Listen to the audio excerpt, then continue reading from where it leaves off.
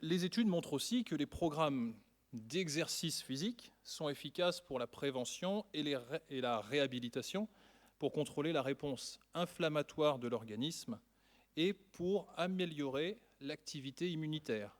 Ça veut dire que faire de l'exercice physique va stimuler votre organisme pour faire face au système, enfin pour faire face aux sollicitations et aux épreuves pour lutter contre les différentes pathologies.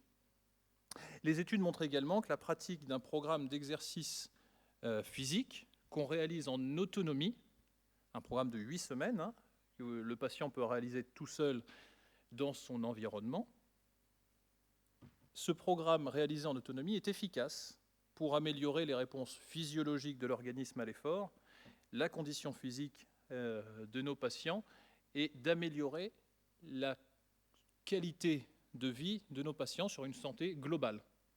En pratiquant de façon autonome, alors j'ai regardé le programme, c'est 100 minutes d'exercice par séance, là on en a fait combien? 3 minutes. Bon, on fera 30 fois ça et on y sera presque. Donc il faut 100 minutes, 3 à 4 fois par semaine, pour améliorer, c'est de la rééducation, c'est de la réhabilitation en autonomie, pour améliorer les facteurs de santé. Donc ça fonctionne. Ça fonctionne. Je vais vous parler d'un parcours dont j'ai pu accompagner la création à Orthocentre. C'est le bilan post-Covid, donc au service de médecine du sport. On a un bilan post-Covid.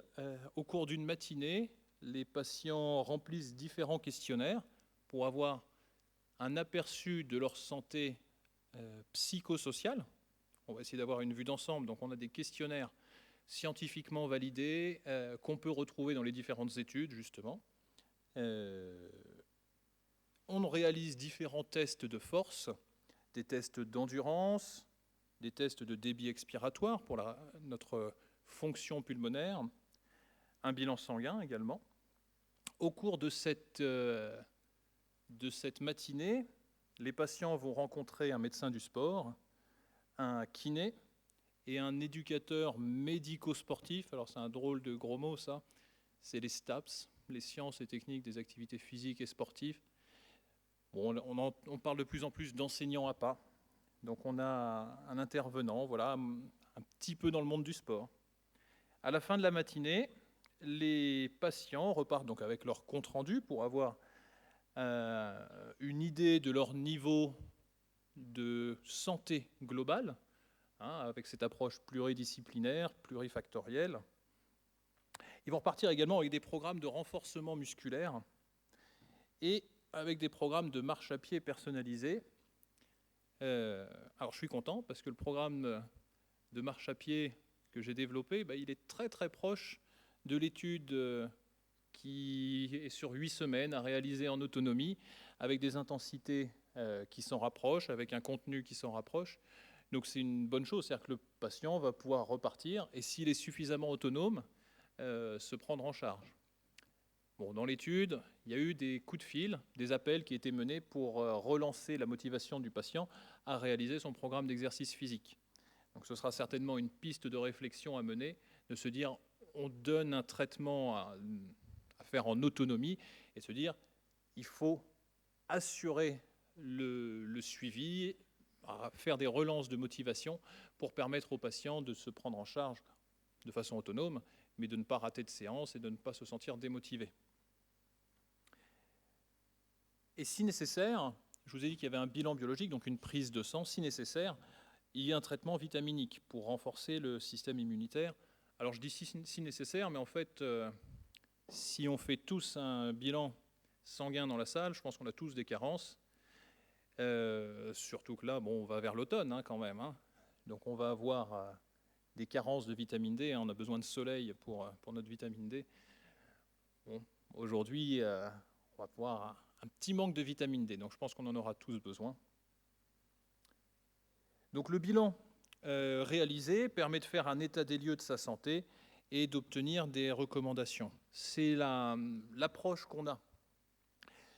Cette approche, c'est de se dire, on fait un bilan, le maximum possible en équipe pluridisciplinaire pour croiser les regards, pour avoir une idée de l'état des lieux de santé globale du patient, pour pouvoir choisir le traitement le plus adapté ou réorienter vers les spécialistes les plus compétents pour pouvoir réussir le traitement. Alors je vais vous faire une révélation.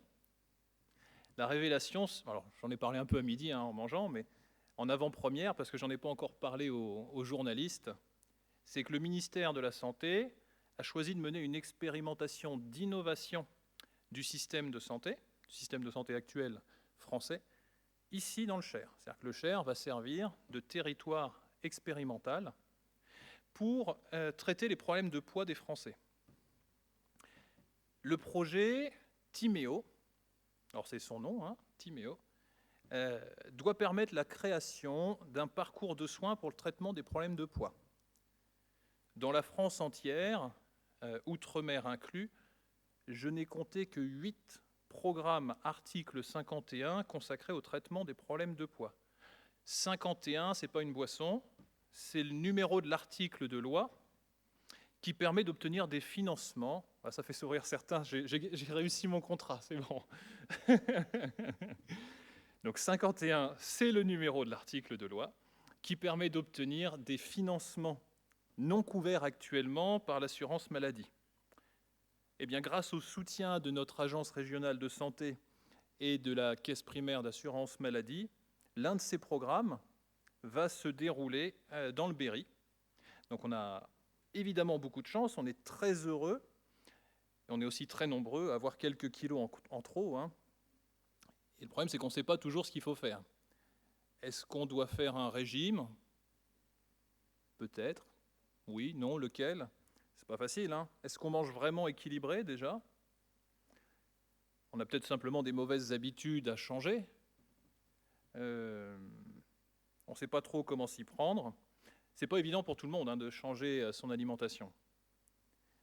En revanche, on sait, je pense, qu'il faut faire de l'activité physique. On a beaucoup entendu parler. Scientifiquement, c'est très largement prouvé que c'est bon. Par contre, quelle activité physique on doit faire? À quelle intensité? Ça veut dire combien de tours par minute? Quelle est la vitesse à laquelle on doit faire cet exercice? Combien de fois par semaine? Est-ce qu'on a besoin d'un encadrement, d'un spécialiste pour faire cette activité physique ou pas? Et puis d'autre part, c'est vrai qu'on a de la chance, on a des psychologues aujourd'hui avec nous, mais le problème de poids peut travailler psychologiquement, se dire l'image du corps, est-ce que c'est un frein? Si on a quelques kilos en trop, qu'on doit aller à la piscine, c'est pas forcément évident. Donc c'est des questions qui reviennent souvent. Et donc, le projet, et donc on a constitué une association, l'association Timéo. Le projet doit répondre à ces questions-là. Le ministère nous demande d'y répondre, et nous propose en tout cas d'y répondre sur notre territoire. Alors, je crois qu'il y a différents dispositifs, je pense au CPTS, au dispositif d'appui à la coordination, au conseil départemental. J'en ai parlé un petit peu en voix off. J'ai le micro, j'en profite maintenant. J'en profite parce qu'en fait, j'aimerais organiser une soirée de lancement, un petit peu comme là, c'est un après-midi, mais ce serait sur une soirée de lancement pour officialiser ce dispositif. La chance qu'on a, nous, dans le Berry et dans le département, le Berry côté 18, on a la chance de pouvoir être un lieu d'expérimentation.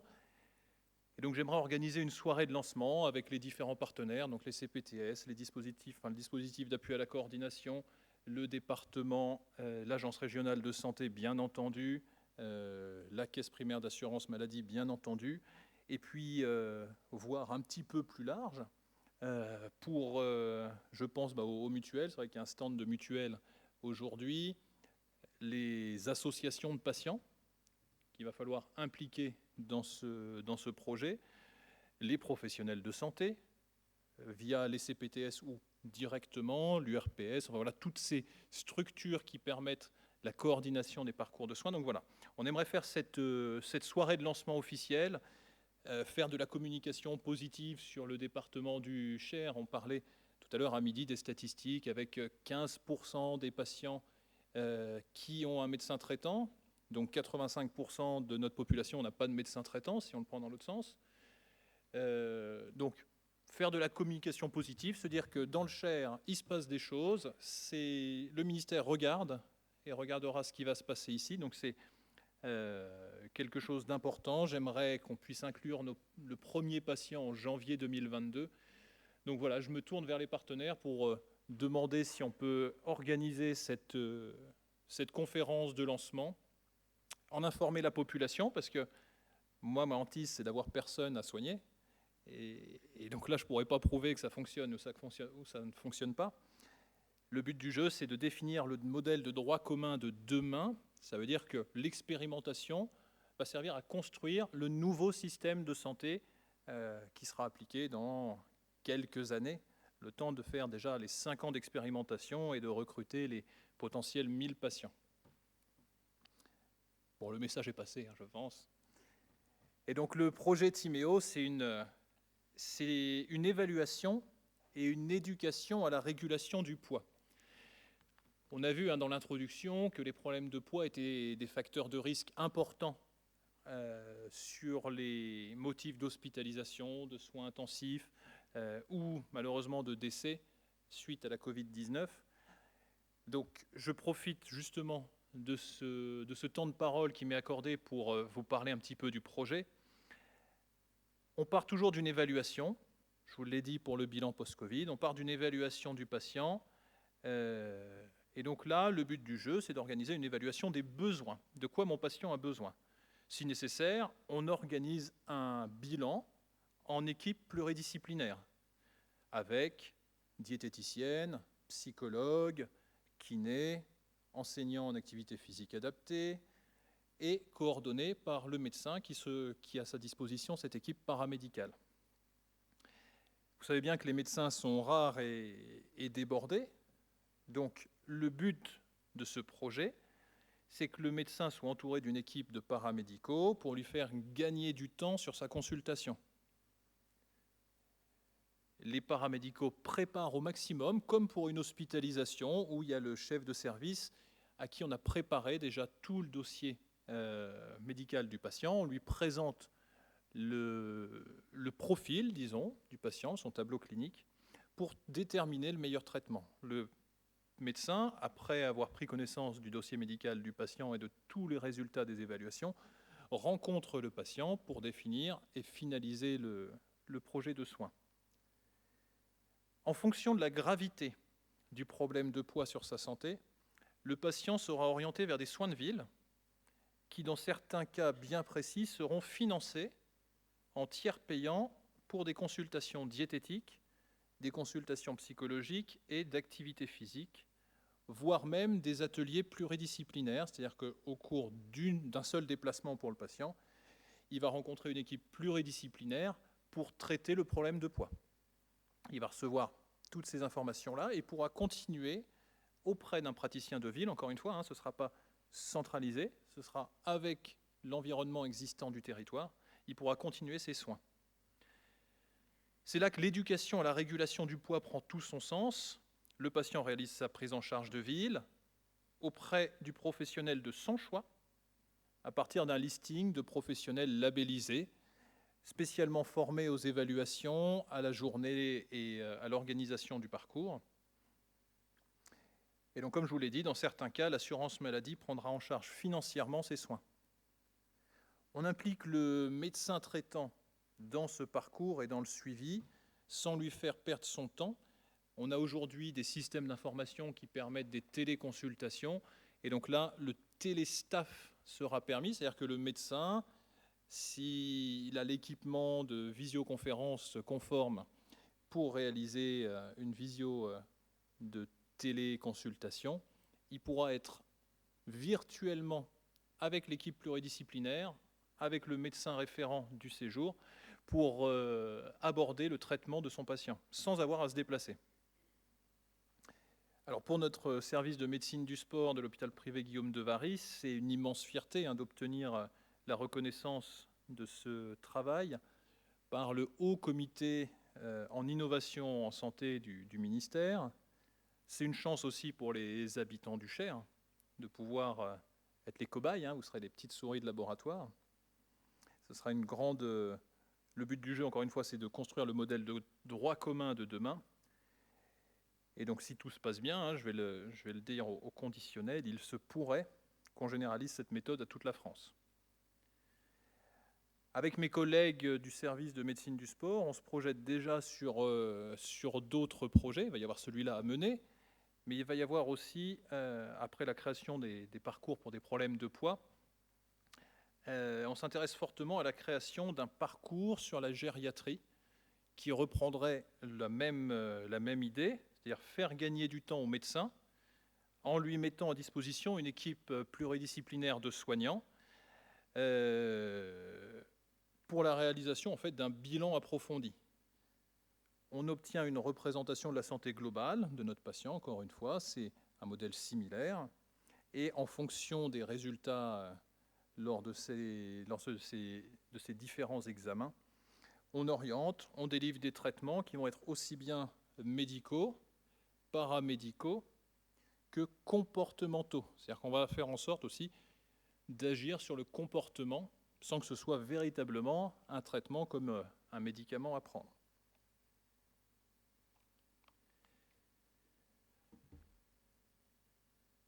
Alors pour conclure sur mon intervention, il faut retenir que les personnes les plus vulnérables face à la Covid sont les personnes les plus âgées, les personnes avec des problèmes de poids, un diabète déséquilibré, et aussi et surtout les personnes physiquement inactives. Je dis surtout car c'est le paramètre le plus modifiable, l'inactivité physique. C'est d'ailleurs le traitement de première intention pour le diabète, de changer le comportement, que ce soit par l'activité physique ou l'alimentation. Et donc on commence par un bilan avec son médecin. Évidemment, je vous ai dit qu'il y avait 15% de la population qui avait un médecin traitant. Donc dans ces cas-là, il existe des voies de recours, justement, sur le service de médecine du sport et d'autres expériences sur l'ensemble du territoire. Évidemment, je parle de Guillaume de Vary parce que je connais au moins ce qui se passe à Guillaume de Vary, un petit peu moins ce qui se passe ailleurs. Mais donc on a ce bilan qui permet d'orienter la prise en charge dans le post-Covid. On organise différents bilans et notamment cette expérimentation sur les problèmes de poids. On espère pouvoir créer prochainement ce bilan approfondi en gériatrie. Et donc, pour terminer, bien entendu, j'espère que mon intervention vous aura permis d'y voir un petit peu plus clair sur les solutions existantes, sur le fait que l'activité physique, même réalisée en autonomie, permet des bienfaits sur votre système immunitaire et qu'elle va augmenter notre résistance au virus. Et donc, peut-être une dernière fois, on va augmenter notre résistance au virus, encore une fois. On va passer à la diapo suivante et regarder ce qu'on retrouve, notre belle forêt. On va remarcher un petit peu. Venez, allez-y, levez-vous. Même, tout le monde, même sur scène, on va pouvoir se lever et augmenter notre résistance au virus. Alors méfiez-vous, je crois qu'il y en a tout autour de nous. Donc on va tourner doucement, attention de ne pas vous prendre les pieds dans les sacs. On va marcher et on va taper des pieds. J'aimerais entendre beaucoup de bruit. Et comme on a froid aux mains, on va taper des mains en même temps.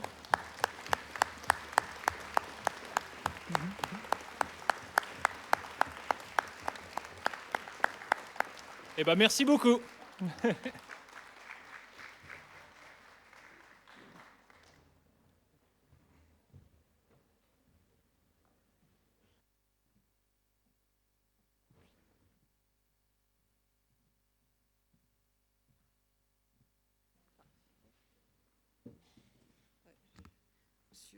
Monsieur Boudonneau est beaucoup plus grand que moi. Merci beaucoup en tout cas de ces informations. Je crois que c'est quand même une grande chance qu'on a dans notre département de pouvoir participer à cette expérimentation. Là, j'espère que les patients, les gens seront au rendez-vous pour participer à cette expérimentation. En tout cas, merci à tous les intervenants. Et donc, nous allons bien pouvoir poser quelques questions. Alors, c'est toujours la première question qui est la plus difficile. Donc, voilà. Donc, je pense que Séverine, c'est vous qui faites passer le micro. Oui, d'accord. Alors, on va pchiter, on va alcooliser les mains. La première question, c'est toujours la plus difficile. Alors, moi, j'aurais une question au docteur Albou. Tu as dit que, en fait, il y avait irruption de de prise de conscience globale là, de nos gouvernants de la présence massive des personnes âgées en 2003, là, avec la canicule, et de la question de la fragilité d'une partie de la population. Donc ça s'est, je pense, renforcé avec l'épidémie de Covid. Moi, j'ai eu la sensation qu'il se posait la question qu'en termes de protection. Moi, j'avoue personnellement que je me suis sentie quelque peu infantilisée en tant que personne âgée, oui, enfin bon, parce que je commence à atteindre un certain âge. Et j'ai eu un petit peu l'impression, oui, d'être infantilisée. Enfin, et est-ce que cette position, finalement, de nos gouvernants qui sont très paternalistes, finalement, avec nous, est-ce que tu penses que ça va continuer, ou est-ce qu'il y a des mouvements qui se développent pour dire stop Est-ce qu'il y a eu déjà des choses comme ça dans l'histoire? Là, j'aurais du mal à répondre en tant qu'historien, parce que finalement, je crois que l'épidémie qu'on vient de vivre n'a pas de comparaison historique, dans la mesure où on est dans un monde tellement mondialisé, où moins d'informations importantes, peut-être en 5 minutes avec les réseaux sociaux, on a toutes les informations. Il y a la mort d'un grand homme ou d'une grande femme. En 10 minutes, tout le monde entier est au courant. Donc il y a une vitesse d'information telle qu'on vit dans un monde très très différent. Et de la même manière, les consignes gouvernementales qui ont eu un tel impact en l'espace du jour au lendemain, il fallait arrêter de sortir de chez soi, etc. Sur le plan historique, on n'a jamais vu ça. En l'espace de 24 heures, pouvoir diriger une population entière avec des consignes, après, pour certaines dont on s'aperçoit qu'elles n'étaient pas très adaptées. Enfin bon, c'est sur le plan... c'est quand même très très inédit sur le plan de la société, j'ose pas dire historique. C'est très inédit. Je crois qu'on n'a jamais connu ça. Et donc évidemment, la mondialisation et les réseaux sociaux et l'information à vitesse de la lumière, ça ne va pas disparaître. Ou alors il y a une révolution complète, mais ça m'étonnerait que ça disparaisse. Et donc j'ai bien peur qu'on continue à être dirigé un peu comme ça, et quasiment à l'aveugle. Parce qu'une décision pour, je crois qu'on est 65 millions de Français, quoi, je sais plus, 66, une décision immédiate pour 65 millions de Français, d'un seul coup, je veux dire, c'est quand même, et puis sans compter le monde entier, c'est quand même très, très, très surprenant. Alors, même à tel point que, donc moi je suis d'accord avec ta conclusion. D'ailleurs, tu disais, mais pourquoi continuer à mettre des masques alors que tout le monde est vacciné? En tout cas, il y a le pass sanitaire. Et on continue à faire à distanciation, à mettre du pchit sur les micros. Enfin bon, donc voilà, c'est quand même très surprenant. D'abord, ce qui s'est passé de manière si brutale.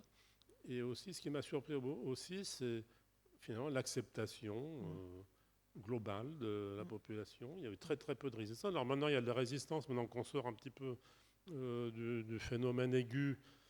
Bien sûr, il y a des gens qui ne veulent pas se faire vacciner et tout ça, mais enfin bon, malgré tout, ils n'ont pas été victimes du Covid. Alors c'est un peu de luxe de dire, moi, je le vaccin, etc. Bon, pourquoi pas, hein, ils font preuve de liberté, mais c'est vrai qu'au début, c'était pas la même. Quand il n'y avait pas de vaccin, on était quand même très très mal à l'aise. Et moi, c'est une question pour faire avancer le débat. Je pose moi aussi une question. C'est que cette facilité que les gens ont eue de se confiner du jour au lendemain, ça a été très, très difficile à vivre, mais ça a été fait. Parce que je connais très peu de gens qui, au début, on était limité en 1 kilomètre autour de chez nous. Enfin, c'était quand même très, très surprenant. Cette facilité à s'enfermer, finalement, à se rendre prisonnier de notre propre environnement. La question que je me pose, c'est est-ce qu'il est plus facile de se confiner que peut-être se déconfiner après toute la vie qu'on a vécue depuis 1 an et demi. Donc là, moi, je constate qu'il y a encore des gens qui portent des masques, pourquoi pas, chacun est libre. Mais enfin bon, j'imagine qu'ils sont tous le pass sanitaire, ou quasiment. Et donc c'est une question, alors jusqu'à quand, quoi? Jusqu'à quand? Parce qu'après, quand il n'y aura plus le Covid, on dira, ah ouais, mais il y a l'épidémie de grippe. Ah, c'est bien, ça marche aussi pour la grippe. Allez, on remet le masque. Et puis, etc., etc. Donc, finalement, il y a une certaine, je veux dire, tranquillité d'esprit à se renfermer sur soi. Alors ça, moi, j'appelle ça aux psychologues. Je pose la question aux psychologues et aux psychiatres. Est-ce qu'il n'est pas quelquefois plus difficile de sortir de son cocon plutôt que de s'enfermer dans son cocon?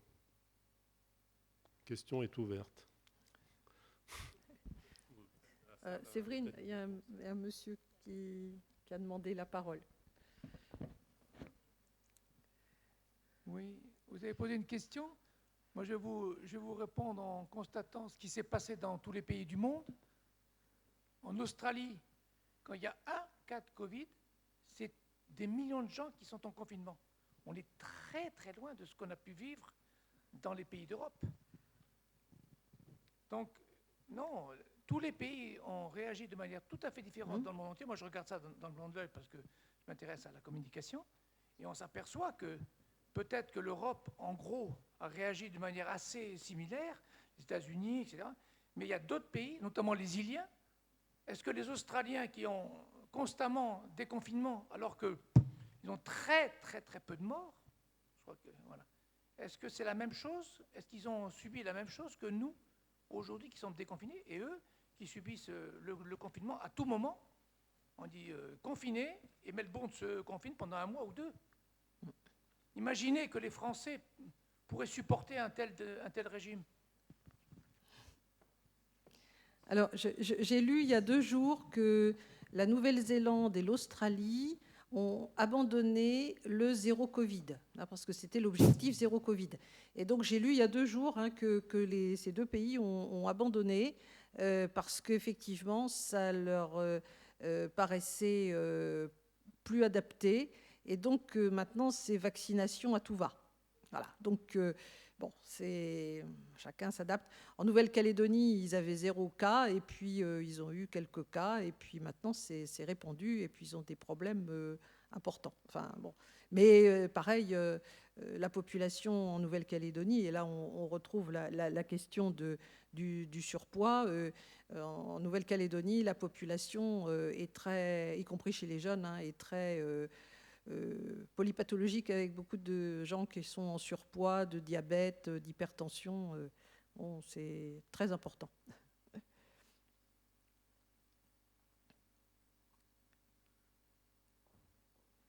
Des questions? Oh. Oui. Alors moi, je voudrais remercier M. Boudneau pour ce qu'il a dit à propos de la vitamine D. D'autant plus qu'il a une voix qui porte un peu plus que n'importe quel individu lambda. Et ça, je trouve que c'est important parce que j'entendais l'autre jour à une radio, monsieur le professeur Fischer, qui est quand même monsieur Vaccin, qui disait la vitamine D, ça ne sert à rien. Alors merci d'avoir évoqué cette chose, que ça sert quand même à quelque chose, Parce qu'effectivement, il y a quand même probablement 60 ou 70% de la population qui est carencée. Alors la deuxième chose, mais c'est relié, j'ai pas du tout été étonné par les résultats de l'enquête. J'allais dire que c'est un peu intuitif. Plus on est vieux, plus on risque d'attraper le Covid, de mourir, etc. Mais quand même, il y a quand même, à mon avis, un biais dans cette étude. C'est qu'on n'y a pas intégré l'état de l'immunité des gens. Alors, est-ce que c'est facilement faisable? Ça, je n'en sais rien.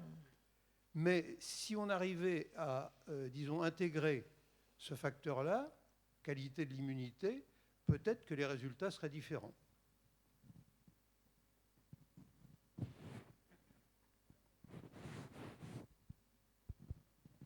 Merci beaucoup pour cette remarque et pour remettre la vitamine D en lumière. Hein. Elle manque de soleil souvent. Et donc, concernant l'étude, oui, effectivement, il manque des données. Alors, elle a le mérite d'exister. Hein. Il faut savoir que les études prennent beaucoup de temps à mener et que là, c'est fait dans la précipitation. Mais effectivement, lorsqu'on cherche sur les bases de données médicales des informations importantes sur l'immunité, c'est pas simple. Il y a dans les études que j'ai pu lire, voilà certaines qui en parlent et qui s'intéressent à des marqueurs spécifiques qu'on peut retrouver. Mais il faudrait donc savoir ce qu'on cherche avant de le faire. Et dans les limites, c'est-à-dire que quand on écrit une étude, à la fin, on se critique, hein, on se dit ça c'est bien parce que j'ai mesuré tel paramètre, et puis ça c'est pas bien parce que j'ai pas pu mesurer cette chose-là. Et vous avez raison, il arrive souvent que dans les études qui sont faites, encore une fois, très vite, parce qu'il faut se lancer, pourtant c'est des laboratoires universitaires, des grands hôpitaux qui sont très reconnus, qui mènent ces études-là, mais malgré tout, il existe quand même des manques. Et donc sur l'évaluation de l'immunité, c'est important. Par contre, il existe des preuves et des recommandations sur, on parlait d'activité physique, donc l'activité physique entraîne une cascade de réactions endocriniennes, c'est-à-dire que notre système hormonal réagit à l'activité physique pour renforcer notre gestion de l'inflammation et éviter la propagation à plusieurs organes. Donc je vous recommande bien entendu de continuer à aller cueillir les champignons et à les observer de très près et de très loin pour voir s'ils sont beaux et propres avant de les jeter.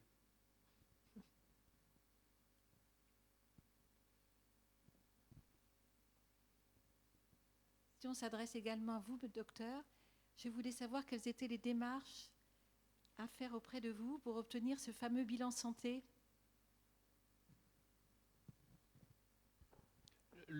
Alors le bilan, vous voulez dire sur l'expérimentation du ministère en général? Alors, on va dire en général, ce qu'il faut, alors il existe plein de dispositifs. Je vais parler évidemment de celui que je connais, au service de médecine du sport. Ce qu'il faudrait, c'est appeler le service de médecine du sport. Une secrétaire va prendre votre message et nous l'adresser à nous en précisant le bilan de santé, si c'est un bilan post-Covid, si c'est pas un bilan post-Covid, enfin, si c'est un bilan gériatrie, on n'a pas encore de gériatre dans l'équipe, donc je peux en parler, je crois qu'il y en a 2 aujourd'hui, alors j'en profite, mais on aura prochainement, j'espère, un gériatre dans l'équipe pour faire notre bilan gériatrie. Mais l'idée, c'est ça, en tout cas, c'est d'appeler, on étudie, enfin la secrétaire va prendre vos coordonnées et votre message pour avoir le bilan. Et donc vous trouverez assez facilement sur Internet si vous tapez orthocentre, ou alors en appelant la clinique Guillaume de Vary, on vous mettra en relation avec le service de médecine du sport. Alors, vous pouvez également, là, moi, c'est un dispositif que je connais bien, vous pouvez également avoir un bilan gériatrique qui est dans le cadre du dépistage de la fragilité par l'équipe mobile gériatrique territoriale, le MGT, Je pense qu'on pourra vous trouver les coordonnées. Mariodette, oui, on doit pouvoir vous trouver les coordonnées de l'équipe mobile gériatrique territoriale, donc, où il y a donc des temps de médecins et puis des temps d'infirmières spécialisées qui viennent chez vous et faire un certain nombre de tests. Ça se passe à domicile. On fait un certain nombre de tests, un bilan assez complet. Ensuite, donc, vous avez un rapport qui est fait, qui est adressé à votre médecin traitant, mais qui vous est adressé à vous aussi et qui vous donne un certain nombre de préconisations et des conseils. Voilà, est-ce qu'il faut voir un kiné? Est-ce qu'il faut voir une diététicienne? Est-ce que aller faire surveiller vos oreilles? Bilan qui est assez global, ce programme est financé par l'ARS depuis au moins 2 ans maintenant. Ça a commencé avant le Covid, fin 2018, je crois. Oui, je profite du micro, oui, parce que justement, j'ai échangé sur LinkedIn avec dispositif d'appui à la coordination. Oui. Ils m'ont dit qu'ils seraient physiquement ils sont là. Dans la salle aujourd'hui. Et peut-être qu'on peut leur demander justement les démarches pour les patients, parce que je découvre le dispositif d'appui à la coordination, mais l'objectif, c'est justement de faire le lien entre les patients et les soignants et les unités médico-sociales. Et s'ils ont un petit mot à dire à ce sujet. Oui, bonjour. Donc, Mathilde Ley, chargée d'animation territoriale pour le DAC 18, avec 3 collègues qui sont référents de parcours. Alors nous, on est un dispositif, donc le dispositif d'appui à la coordination, qui s'adresse donc aux professionnels du territoire. On a un guichet d'orientation. Donc les professionnels nous contactent, soit par téléphone, soit directement avec une adresse email. Ils nous demandent, en fait, on vient en appui aux professionnels donc de santé, sociaux, médico-sociaux, qui sont face à des situations, on va dire, complexes, ressenties comme complexes. Donc ça ne concerne pas uniquement le public âgé, on est vraiment un dispositif tout public. Il n'y a pas de critères d'âge, pas de critères liés à une pathologie ou à une situation de handicap. Et donc ensuite, les professionnels, on va récupérer leurs demandes avec un formulaire donc, de demande d'appui. Et on a une équipe de référents de parcours qui va être là, donc pour les appuyer, soit en répondant donc, à leurs demandes d'information, les appuyer avec une orientation, ou ensuite via la mise en place donc, d'une coordination autour du patient avec l'équipe de soins pour répondre donc, aux besoins qui étaient exprimés. Besoin exprimé par un professionnel, du coup. Par un professionnel. D'accord, le patient ne s'adresse pas directement au Non, on n'est pas un guichet. Alors, donc, D'accord. juste pour revenir sur l'historique des DAC, donc des dispositifs d'appui à la coordination, ce sont des dispositifs qui sont issus d'une loi et d'un décret de 2019. L'idée, c'était donc de fusionner des réseaux, des maillas, des dispositifs qui existaient pour des publics particuliers ou pour certaines pathologies. L'idée, c'était de fluidifier tout cela. Donc nous, sur le département du Cher, le choix qui a été fait, ça a été de fusionner les 3 maillas préexistantes, le réseau envisagé et le réseau Oncoberry. Et donc, contrairement à d'autres DAC qui peuvent